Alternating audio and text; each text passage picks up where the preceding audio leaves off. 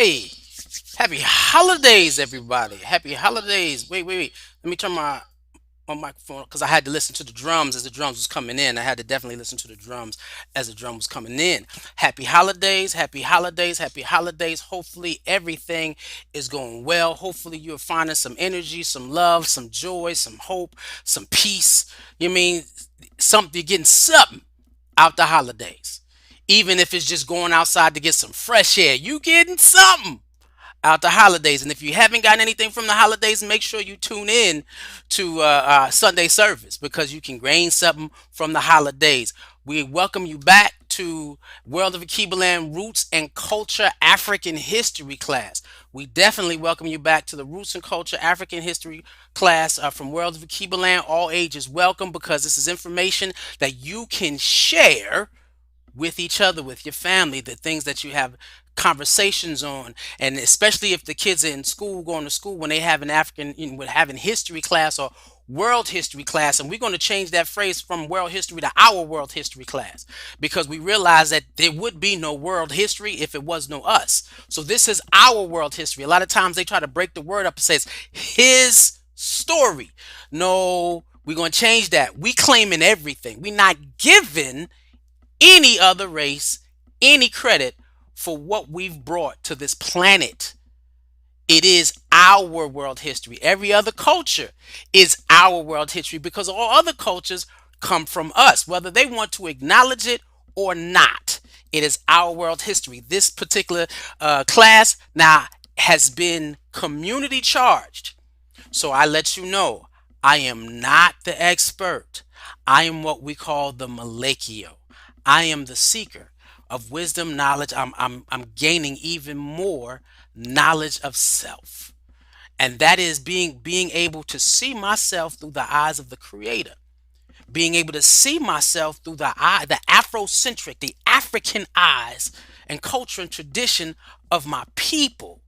And so that's what we are here for. This is what we're working on and what we're trying to do. Because we have been focusing on, if you've been following, the theme that will travel for up until Pentecost Sunday, the rise of the African.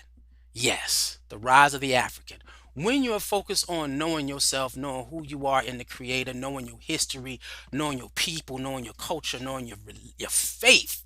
Woo! Don't forget African spirituality class right after this one. But when knowing your faith, you can say that the African in you will rise. The African in every country, across the globe will rise, and we will be able to be the people we were called to be.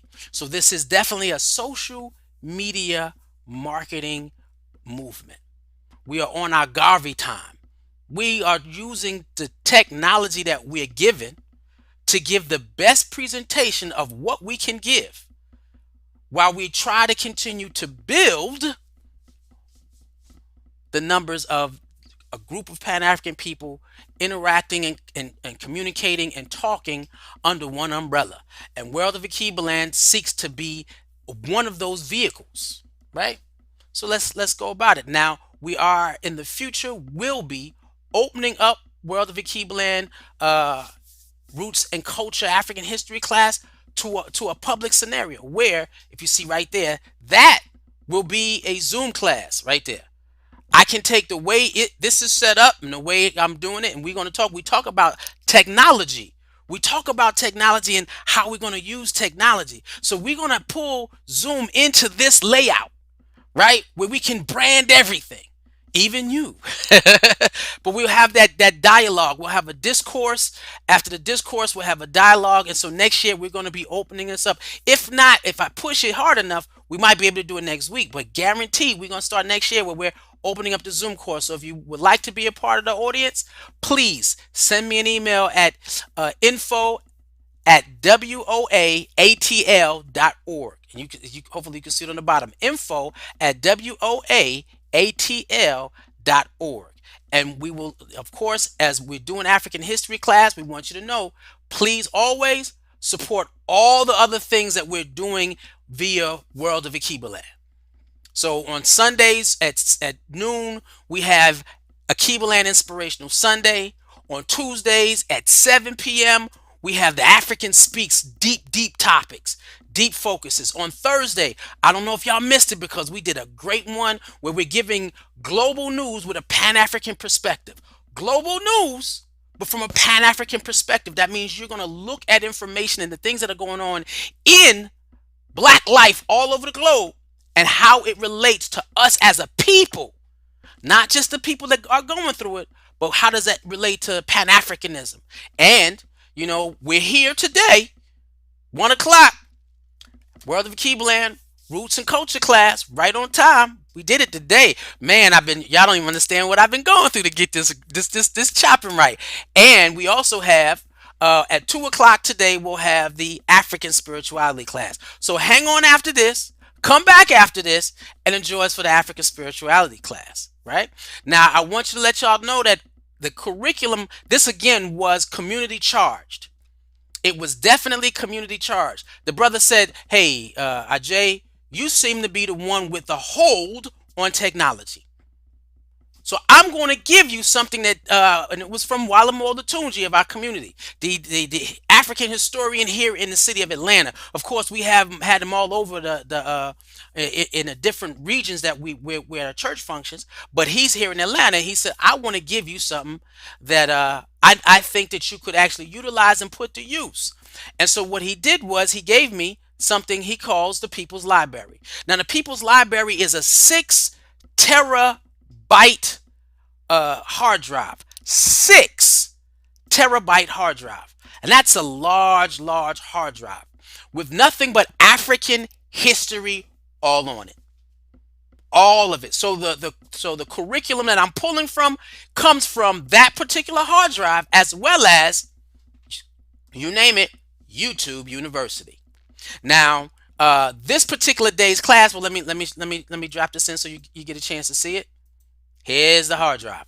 When I'm trying to tell you, it's you click in a folder, it's tons and tons of data. Folder after folder after folder. Just nothing but tons and tons of data. So if you're looking to have that level of information or encyclopedia, you mean of information, your Wikipedia, your Afropedia in your home, hit me up via the email, which is info@worldofakeebland, WOAATL.org. WOAATL.org. Or you can go to worldofakeebland.org and hit me up and I can get it to you. You can go to contact us. I can get it to there, or send me a direct email. I'll make sure you'll get it. So that is definitely the People's Library. The People's Library. Now, if we're going to talk, we're going into, we're going to recap a little bit because we want to always make sure we understand why African history is important. One, it gives us knowledge of self in terms of who we are as a black people and why we here in the Americas, the African diaspora in the Americas is important to us is because the situation and circumstance in which we live under. And so African history and studying it from a right perspective, it gives you two things. And I'm going to call it Afrocation. An education in African history or an education from an African perspective. It's Afrocation. It's one of my words. Yes, write that down. Afrocation. You might see that soon. Right? And so it gives two things. One, it teaches us how to operate in an a systematic oppression, a society that is based off of systematic oppression. Who are we in the state that we're in?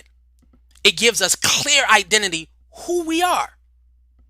Right? Along African history, side by side with Black reality, and that class is coming. The World of Keebland Black Reality Conversations. Woo! That's coming. I got a whole bunch of stuff coming for you next year. Tons of stuff coming. We about to roll out the red carpet because we believe that we are walking toward the rise of the African. So get ready. And so now one is supposed to, the Afrocation is supposed to teach you how to operate in a systematic racism, in a society based off of systematic racism. Two, The second thing an Afrocation does for you is show you how to build for yourself. It should lead you to working together as a people, not as a person. Because we got tons of entrepreneurs, but they entrepreneur doers. Why? Because they're only working for themselves. They're not doing anything for the greater community. It's that. So I have no issue with supporting entrepreneurs, but I have a larger task to take entrepreneurs such as myself and create an experience where we're working as a people. And if we start looking at our history, we start looking at our culture, we start looking at where we came from, that's exactly what will lead to the fact that we as a people, to create who we were, to get where we are today, to create, to be the cradle of civilization, to create modern society, we had to be a people first. Mm. And so we're going to recap and bring you up and catch you up today. And we're going to move pretty fast because we got a couple of videos I want you to see. Now, first we talk about Pangaea for those who missed the beginning of the class. And Pangaea was where at the beginning of what they could find, the world, all the landmass connected to each other. I don't know if y'all can see Africa down there on the corner. You can see it right there on the bottom. Yeah, African history class. It was all there. And life started while the continents were connected. They weren't all separate and oh, how did this get over here? No, they was all connected. And the theory is that we migrated. Humans developed, and we migrated while it was all connected. Mm. That's how memory was there. There was tales of a land here or of people there or situations there. I remember that collective psychology where you remember. And so you had travelers exploring after a while, trying to regain the information that they lost. Right? But everything happened there. So once man came, of course, we go to here, we have the migration of man. How did the world get populated? And we discussed how the world get populated, traveling all over, things going. And then once we talked about the world getting populated and mankind growing. So when we say man, it's woman, it's mankind, man as a species, all right, not man as a person. Man is mankind. Even biblically, when we talk about man, they don't mean man as a man. Sometimes it means man as humankind, human beings. And that's the part we have to separate when, oh, man. No, mankind or human beings. There we go. From there, we talked about civilization. Now, this was important because we were beginning to introduce some of the earliest, really one of the earliest and largest and most successful civilizations. So we had to understand what civilization was. And it was, of course, it's a complex society with five characteristics: advanced cities, specialized workers, complex institutions, record keeping, and advanced technology according to that time. Mm. Advanced technology according to that time, right? So, and that's the part you want to know. And then we discussed the issue of what did communalism look like, right? Because you can have a civilization, but what quality of the community? How did they grow? How did it big? And communalism was, as is written biblically, it says, "Take as give as you're able, and take as you have need." It's people working with each other. Nobody is without. Everybody works for the base of the group. And so in that situation, we say that group creates what is called a culture. And then we went around and talked about what does culture have in it. Attitudes, beliefs, language, customs, rituals, behavior, faith and religion, foods, art, drama, sciences, tools. I don't think I see that there. Yeah, tools is another thing, that culture has. And so dealing with those things now, from this point, we were going to go into the kingdom of Cush, right? And let me drop that.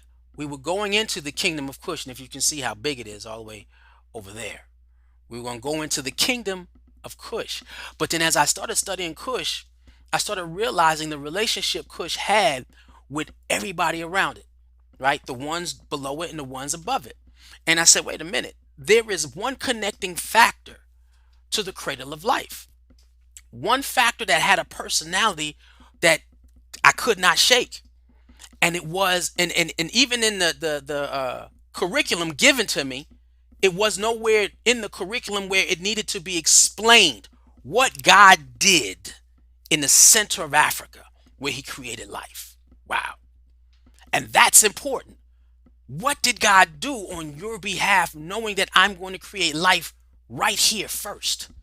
And it was the establishment of the Nile River. You can't learn about Cush or Kemet or Ethiopia or Sudan without understanding the connecting bloodline of not only spirituality, because we're going to get into that, but the connecting bloodline of the Nile River. And one of the things, I saw this video, and we're going to play this video in a few minutes. The reason why they never really truly explained or even showed, and you say, when you learn about Egypt, you don't learn about Egypt at the tip. It's like not even in Africa, right? So they always show you, but never showing you the whole thing. And they only talked about the Nile as though the Nile was only in Egypt, but it wasn't. And so when they talk about the length of the Nile, which is over 4,000 miles, right? And it's the longest river on the map, period. And it goes through 11, and we'll learn this as we go on. It goes through 11 countries. It gave character to the people that lived there. It gave them their personality. It helped them develop their level of communalism, connecting with one another, sharing with one another. Why? Because it was so vibrant. Now, I want to first take a look at how they began and why they began not showing us the full spectrum, not only of Egypt, or Egypt was in Africa, but the full identity of the Nile. It was a part of indoctrination. Not just the fact that trying to teach us that Egypt was in Africa, but the Nile stretched across 4,000 miles of it, and up those 4,000 miles were nothing but civilization. I was like, ooh, I got to talk about the Nile before I talk about these kingdoms on the Nile. Because without the Nile, those kingdoms don't exist. And that's important. God placed black people in a place where everything would be vibrant enough for us to create the first advanced civilizations. Wow. Let's watch how we've been indoctrinated first. This audience is a very interesting group because of the differences. It really bothers me when I talk to all-white groups because, folks, there's no such thing as an all-white group. You all have the same great-great-great-great-great-great-great-great-great-great-grandparent back there 280,000 years ago, and she was a black female. Why the maps? Why the maps? Well, because people who are racist, in this country we're all racist. White folks are all racist. We don't understand where it comes from. You can't cure it if you don't recognize that you have it. We all are infected with racism. We are taught to be racist in the schools. And here's just one example. Will you hold this up here, please? How many of you have ever seen a map that looked like this before? How many of you have ever seen this map? Seen that map. Yeah. Isn't this the map that you use K through 16 in the United States of America? Now, folks, look at this map. According to your social studies teacher, what is the equator? Right, an imaginary line where? Yeah. Around the center of the earth. Then if this map is correct, then the equator must be here, and Chicago has a tropical climate. Now, folks, this is the map that we use in the schools. Look where the United States is, in the middle of the world, right? Now, here's the USSR, which is no more, of course, Mongolia, China, Africa, India, Pakistan, Afghanistan. Now, look over here. USSR, Mongolia, China, India, Pakistan, Afghanistan. Two Indias here. We have two Indias. Did you know that? Now, people, this is a flat-out lie. Look at the size of Greenland and the size of South America. According to your social studies teachers, what were continents? Largest land masses on the face of the earth, right? Now, do you know the continents? Africa, Asia, Australia, Antarctica, Europe, North America, and South America. Did I say Greenland? Well, Greenland isn't a continent, but it's a huge landmass according to this map, right? The map is a flat-out lie, people. If you read the legend on the map, here it says, in fact, South America is actually 9 times larger than Greenland. Now, look at this map. The equator on this map is down here. All the white countries are larger than they should be, and all the countries of people of color are smaller than they should be. This is a visual image that teaches children a lie. In order to make this map anywhere near accurate, you have to take this over here and put it here like this. Now, well, can somebody hold that? Can you hold that down there, somebody? Are you a somebody? Sally is a somebody. Okay, yeah. Sally's a somebody. There. Now, take a look at the difference. Does that give you a different visual image of the importance of the United States? People, the way you use things like this, teaching aids like this, are what make you and I racist. We were taught that this is the way the world looks. It's a flat-out lie. If you have children going to school and they're seeing this map, Right. they're seeing a distortion Yeah. of size, of shape, location, of importance. If they're looking at this map, they're seeing a distorted, shape distorted, but size and location and importance makes sense. This makes no sense. Right. On that map, Alaska is bigger than Mexico. On this map, Mexico is bigger than Alaska. And look at Canada on this map. Look at that thing. That much of the map. Look at Canada on a properly constructed map. Yeah. Do you think that's important? It's like a world of difference, actually. A world of difference. That's a good thought. Look at there. Look at South America and compare it to Greenland on this map. Right. It's almost like we're teaching kids that we're bigger, we're better. That's right. You know. That's right. That's exactly what this map is supposed to do. Right. What we have in this country and call education is indoctrination. So why do they do that? I don't understand. Why? Because the Pope commissioned Mercator to make a map that shows the spread of Christianity.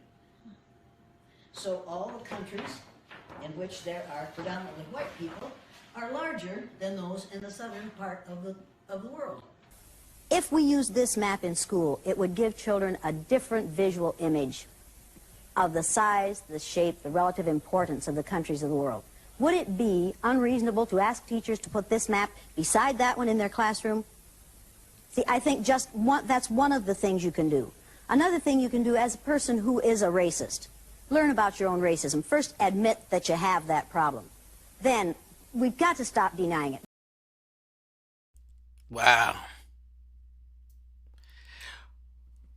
How old are you? And if you can take your age and understand that you have been indoctrinated for that long, in reference to visual image, not just somebody teaching you something, but they placed visual images around us to shape how we see ourselves and how we see each other. How we see the continent of Africa, how they nothing but pouring the insignificance of what they wanted. We need to detach them from their value. Wow. So you want to talk about why World of Land, roots and culture is so important. They were focusing on visually detaching us from our historical value. We can't let the ones that we are trying to squash and subjugate, let them know how important to the world and civilization that they are. They just don't. No, we don't want them to know this.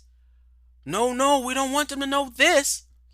And so not only did they lie about the map, they lied about how in terms of reading it, which is absolutely ridiculous. If we're going to sit down and talk about us being the cradle of civilization and all of the ancient African civilizations that helped to birth this society by giving it math, science, the arts, medicine, even diet, astrology, what? You name it. It all came out of the continent of Africa, from the cradle of life, from an African people first. And so when I realize, and and people will say, well, how did they take it over? Well, African spirituality, the more and more I study, the more and more I read, the more and more I go into it, I figure out how. And it's not because the spirituality wasn't strong, because it was powerful. It was so powerful that as Africans, when because we're going to share knowledge, we share wisdom, they didn't need for nothing, and you're going to see that they needed for nothing. Their value on life was higher. So when I make a vow or agreement to you, I'm going to trust that you have the same value in God that I do. But when you turn that over, it catches us by surprise. Why? Because you want what we had in terms of resources from day one. That's what they were after. Economic stability for themselves, when we focus on stability for each other. And that's why the Nile is so important. When we're trying to focus on, and if you see how far down in the middle of Africa the Nile goes. Wait a minute, because Egypt is only up at the tip. Right. And so how far deep, because they don't, when they talk about the Nile, they don't mention Ethiopia. They don't mention the Sudan. They don't mention on all the other places within Kush before it gets to Egypt. Wow. Because it starts in Ethiopia, one area, and Sudan on the other.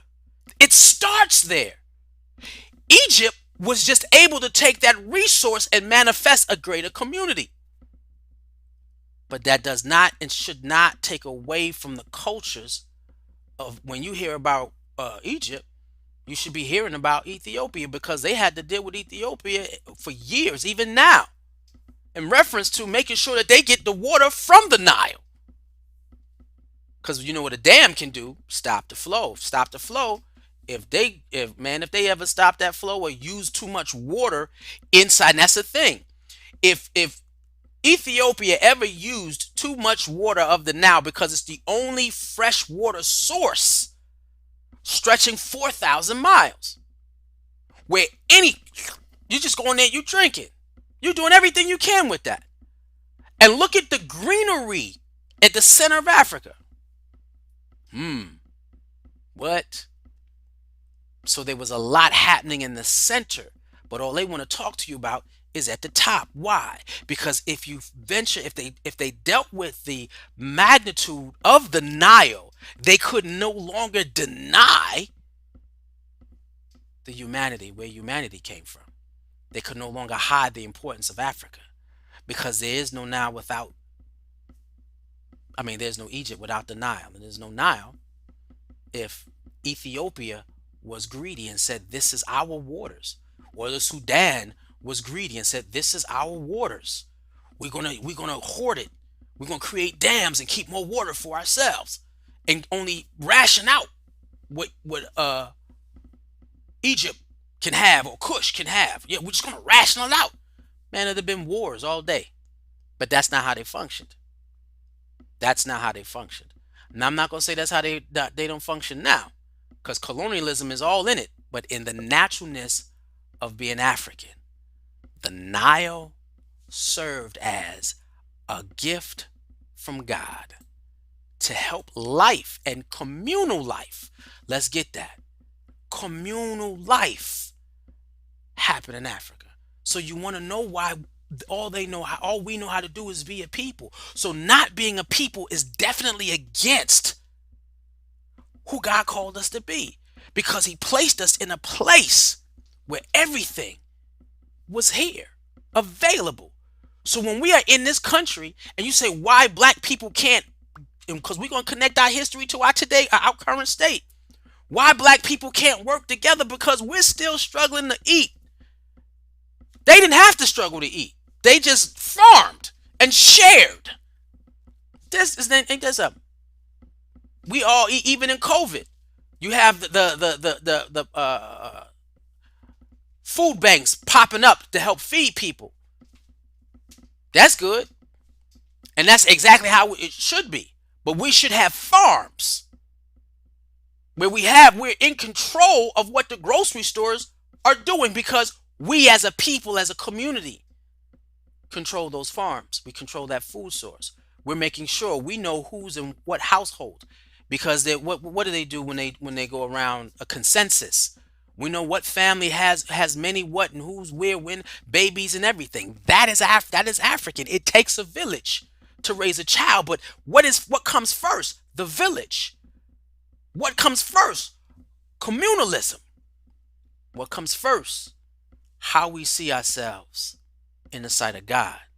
We are a people, not individuals. And the Nile allowed us to be a people. Let's take a look. Is the gift of the Nile. This is a famous quote attributed to the Greek historian Herodotus. After all, without the Nile, the ancient Egyptian civilization would never have reached its apex. The Egyptian civilization established itself and flourished on the Nile banks. The Egyptians were absolutely aware of the river's decisive role for their own livelihood, and due to such paramount importance, the river was deemed sacred by the villages that lived off of it. The Nile is regarded as one of the world's largest rivers, competing for the first spot with the Amazon. Starting in Ethiopia and Kenya, the river bathes 11 different countries. When it reaches the Mediterranean Sea, the river splits itself into different branches, thus forming the Nile Delta. According to Egyptian mythology, the river Nile is associated with the god Hapi, the deity that personifies the great river. This is often depicted as an overweight figure, which, in antiquity, was a sign of a deity who had experienced a nourished and fertile existence. The river Nile was known for its floods, which engulfed massive areas along the banks. When the river returned to its normal course, the flooded lands became tremendously fertile, much due to the nutrient-filled sediments left by the river. To celebrate that fertility, the ancient Egyptians made offerings and sacrifices to Hapi for his generosity. These lands were extremely fertile, to the point of producing large amounts of agricultural surpluses. I want to talk about that real quick. Floods brought fertile land. I'll say that again. Because only God can create a flood. And with the flood, it brought fertile land, prime for agriculture. You realize it said from Ethiopia on up, 11 countries. How many people were eating freely? There is no fighting, no battling for the sake of food. No, it's shared. The only thing that they want to do is create culture in terms of this is how we celebrate God or our gods. And that's another thing, African spirituality, look at it, because we created monotheism, polytheism, and then it's multiple little gods. I'm gonna get that right before African spirituality class start. That pronunciation. And so that's what we created, but we had to give thanks because we knew that it was beyond us. And so it wasn't something that we killed over. No. We were grateful and had to pay homage and tribute. Let's go. were exported, which attracted a considerable flow of wealth into Egypt. Most civilizations that lived along the Mediterranean shores, such as the Greeks, the Romans, and the Phoenicians, imported cereals from Egypt to feed their people. There was a Nilometer in the city of Kom which was a type of well used to measure the Nile's flood levels. These measurements allowed to know approximately which lands were fertilized by the Nile. These would then pay more taxes to the state. In turn, those that had not been hit by the floods would see their taxes cut or even receive tax exemptions. The river was also... There's a couple of things I hope you picked up. And we have in class today. They said the Greeks had to get import from Africa. Ain't that something? So the minute that if Africa did not want to send imports to the Greeks and Romans at a particular time, they're like, wait a minute, we need what they have to feed ourselves. Because they didn't have it. You're getting cereal from us. Grains, beans, wheats from us. And so what happens if you run low? You want to be able to control that source. Why? Because you don't have a Nile. Wow. Ain't that something? Now you understand what triggered it. Right?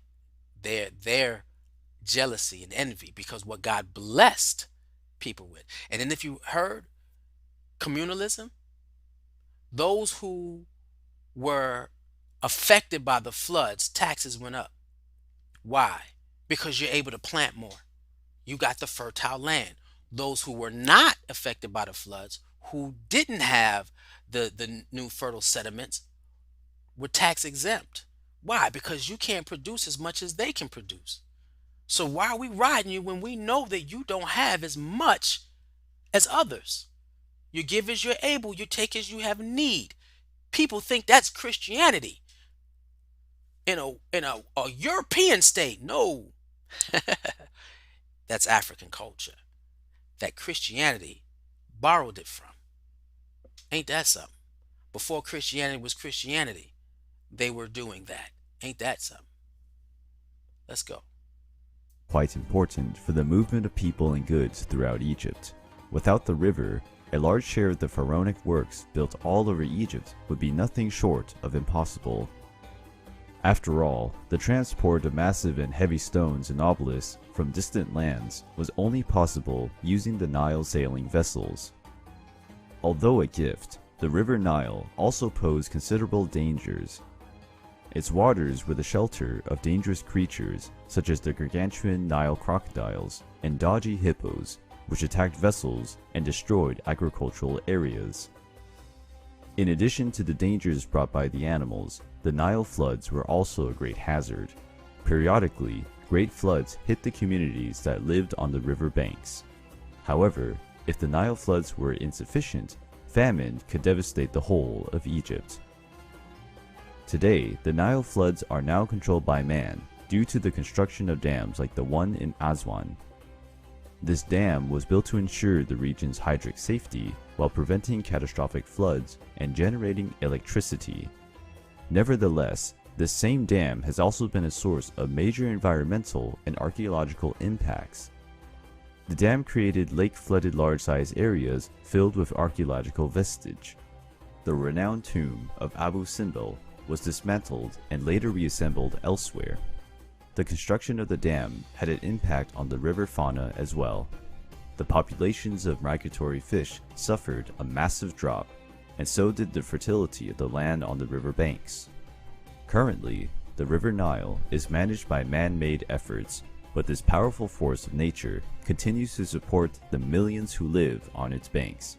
Therefore, the famous quote of Herodotus remains true to this day, as Egypt is still a gift of the Nile. Now, I don't know if you got where they said that sailing the Nile, moving food up and down, right? So then you're talking about from Egypt on down to wherever Egypt decided to go, maybe it was just only in Egypt, or did the individuals from Kush come up? Did Ethiopia come up? Did the Sudan come up? And of course, it was dangerous to sell at a particular point because they dealt with the rocks and stuff. And I think that's in the next video, but you'll see that.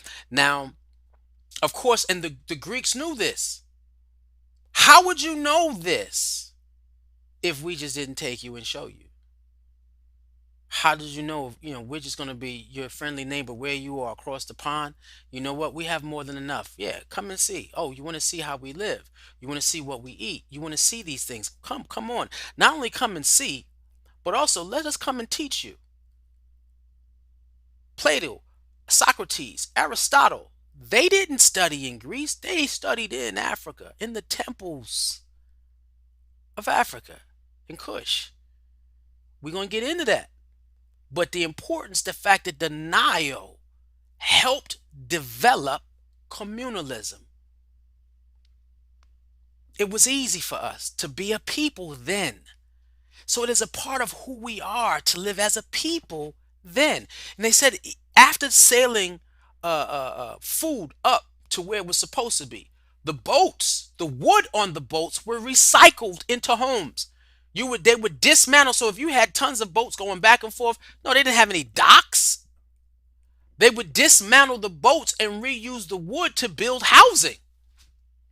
They were recycling. What? What?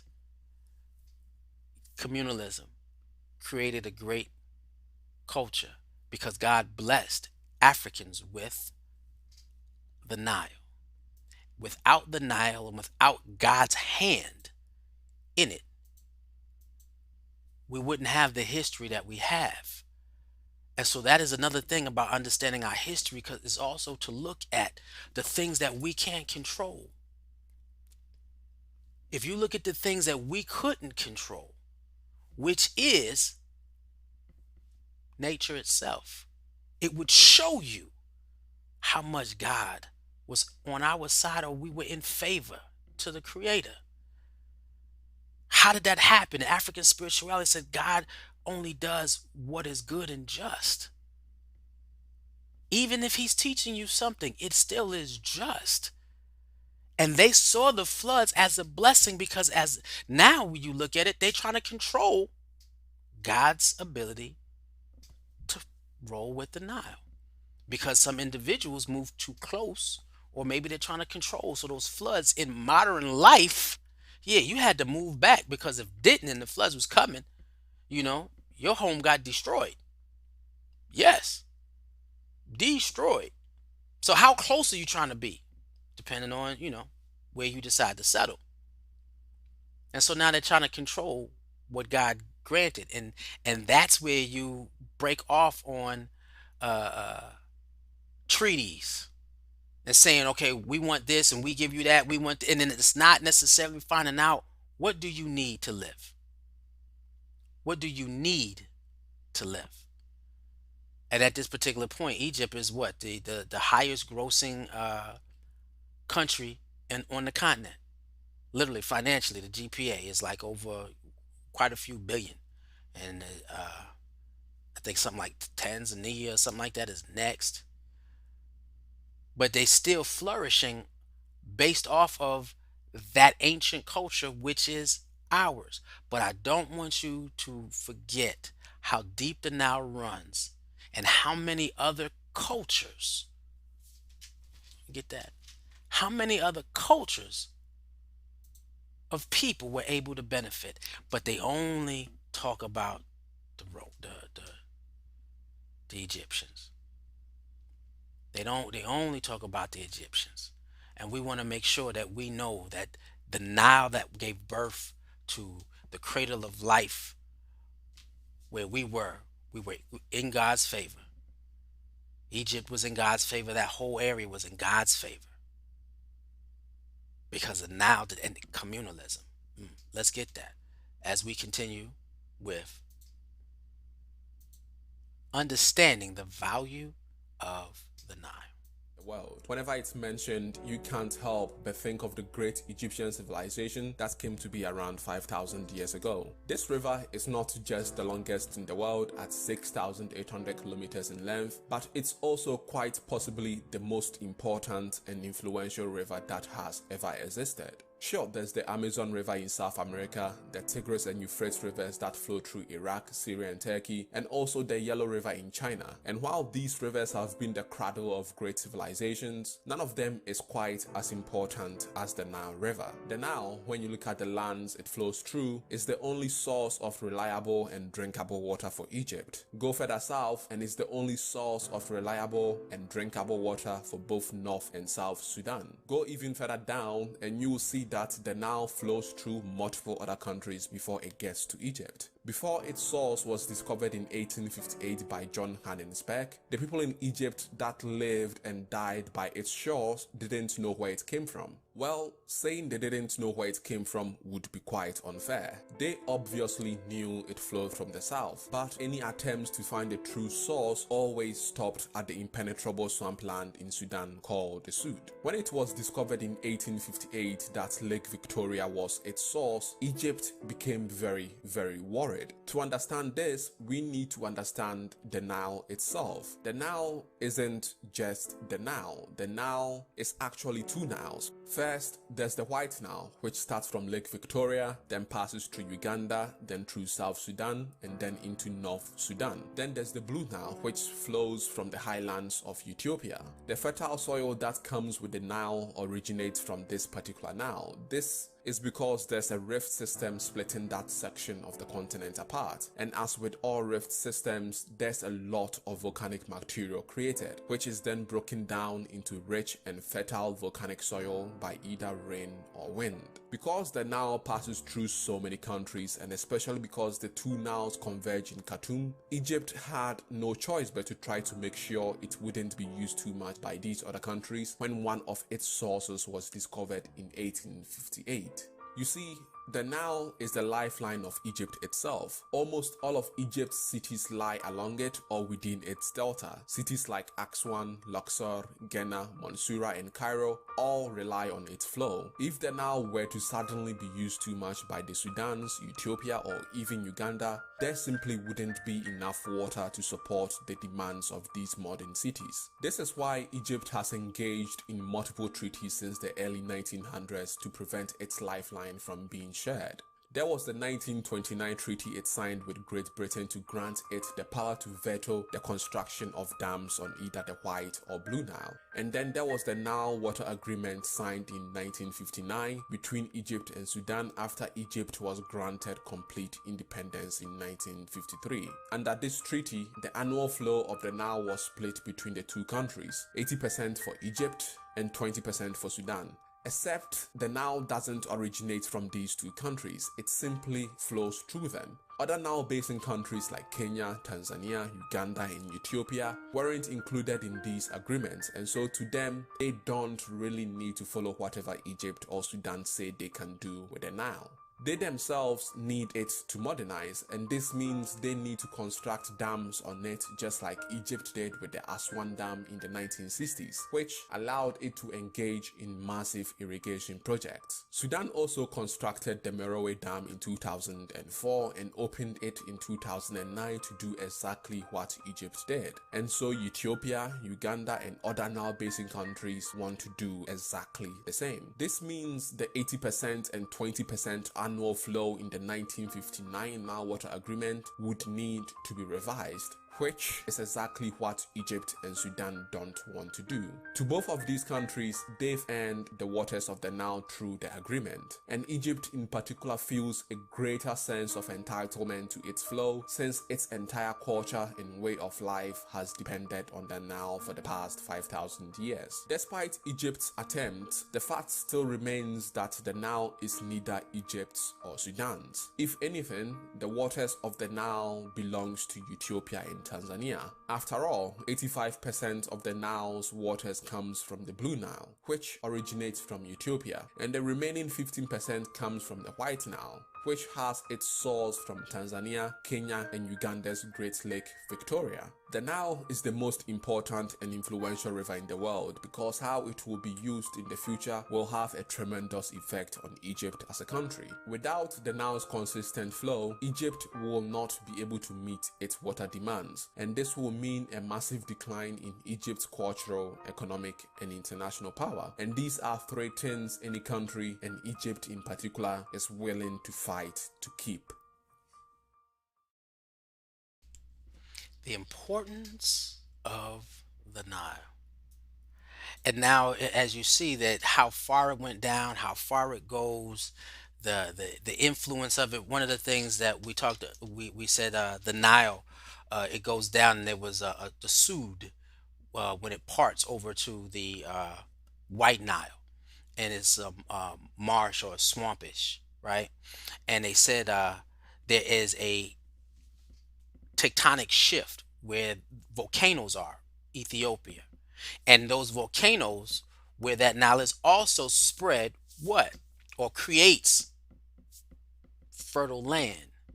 Again, that whole stretch of 4,000 miles was in the favor of the creator. One of the things that in our African history that we'll see time and time again, that the people that created ancient times, the people, our people of ancient times, were definitely in God's favor, because things that happened naturally gave them the ultimate blessing. And now, in today's modern time, instead of trying to share what God gives naturally, the colonized mind is seeking to control and ration out to individuals as they see fit. Well, we're hoping as time goes on and things change, there is a rise of the African not only here but abroad, and we get to see history repeat itself, where African people sit at the top completely in God's favor. With that, we'll say one love and